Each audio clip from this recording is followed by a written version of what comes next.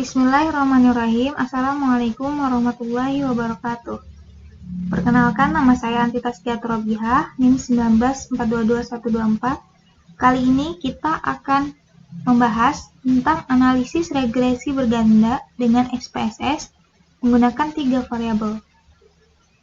Kita akan mencari tahu apakah kepemimpinan, yaitu X1, dengan adanya budaya berorganisasi, yaitu X2, mempengaruhi kinerja pegawai. Untuk mempersingkat waktu, langsung saja, ini adalah konsep dasar analisis regresi berganda. Saya bacakan. Yang pertama adalah analisis regresi berganda bertujuan untuk mengetahui ada atau tidaknya pengaruh 2 atau lebih variabel bebas terhadap variabel terikat. Jadi, analisis regresi berganda bertujuan untuk mengetahui seberapa besar pengaruh kepemimpinan dan budaya organisasi terhadap kinerja pegawai.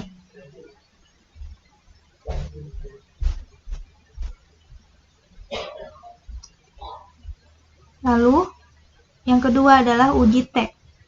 Bertujuan untuk mengetahui ada atau tidaknya pengaruh parsial sendiri yang diberikan variabel bebas X terhadap variabel terikat. Jadi, dalam konsep dasar analisis itu, terdapat uji T yang bertujuan mengetahui pengaruh X1, yaitu pengaruh kepemimpinan, contohnya kepemimpinan terhadap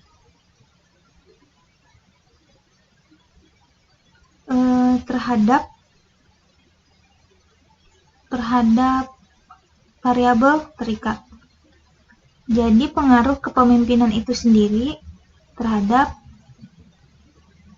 kinerja pegawai. Lalu selanjutnya adalah uji F. Uji F bertujuan untuk mengetahui ada atau tidaknya pengaruh simultan bersama-sama yang diberikan variabel bebas terhadap variabel terikat.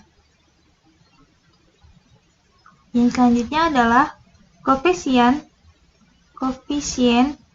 determinasi berfungsi untuk mengetahui berapa persen pengaruh yang diberikan variabel X secara simultan terhadap variabel Y. Sekarang selanjutnya ada juga yang namanya koefisien determinasi. Jadi kita mencari tahu bagaimana berapa persen yang diberikan kepemimpinan dan budaya organisasi secara bersama atau secara simultan terhadap kinerja pegawai. Oke, sekarang langsung aja kita buka aplikasi SPSS. Lalu di sana terdapat tabel tulisannya name. Saya klik S1, lalu klik X2, lalu Y. Kemudian selanjutnya dikosongkan saja, lalu kita klik di sini kepemimpinan X1, lalu budaya organisasi X2, dan kinerja pegawai X, ini kinerja pegawai Y. Lalu selanjutnya kita klik data view. Ketika kita klik data view, dia akan muncul di atasnya sebagai berikut: X1, X2, dan Y. Lalu langsung saja kita copy paste apa yang ada di Excel. Kita copy paste, lalu kita masukkan ke data ini. Oke, untuk selanjutnya kita akan menganalisis, lalu regression, lalu klik linear. Nah, di sini kepemimpinan akan saya oper ke dependent, lalu budaya, organisasi, dan kinerja. saya over ke independen. Ya, langsung saja kita klik OK.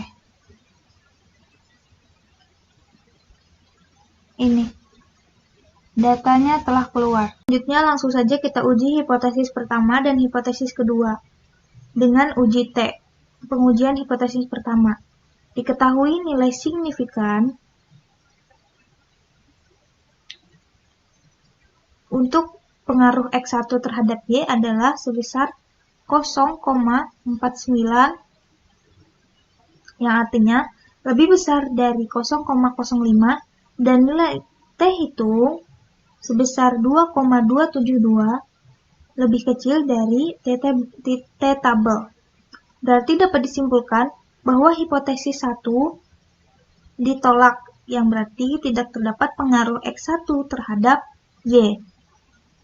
Selanjutnya, hipotesis kedua.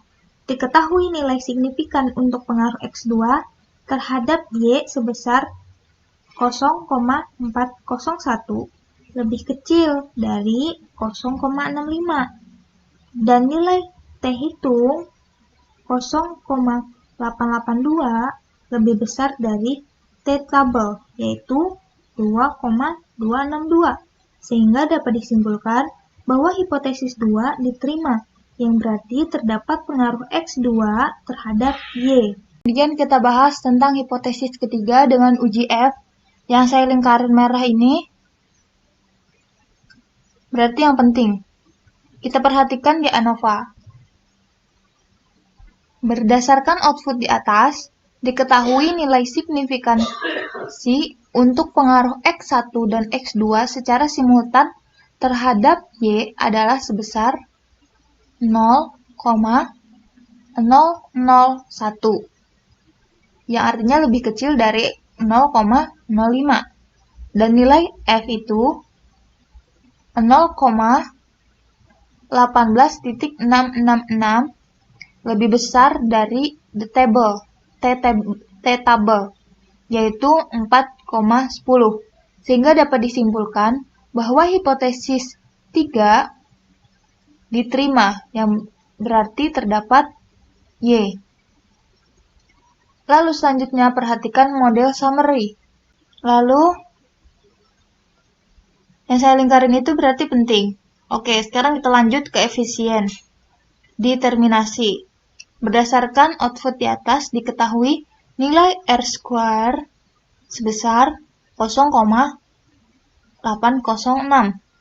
Hal ini mengandung bahwa pengaruh variabel X1 dan X2 secara simultan terhadap variabel Y adalah sebesar 80,6%. Oke, cukup sekian yang dapat saya sampaikan. Salah hilap mohon dimaafkan. Wabillahi taufiq wal hidayah. Wassalamualaikum warahmatullahi wabarakatuh.